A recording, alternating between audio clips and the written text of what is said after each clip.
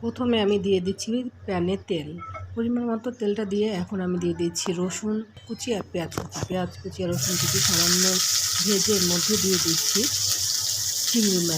মাছ কিছুটা ভেজে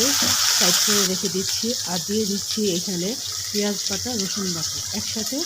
ব্লেন্ড করা, সেটা আমি দিয়ে খুব ভালো করে এখন কষিয়ে নেব। সব কিছু একসাথে মিশিয়ে নিলাম আর দিয়ে দিচ্ছি এখানে পরিমাণ মতো হলুদের গুঁড়া, মরিচের গুঁড়া আর দিচ্ছি লবণ,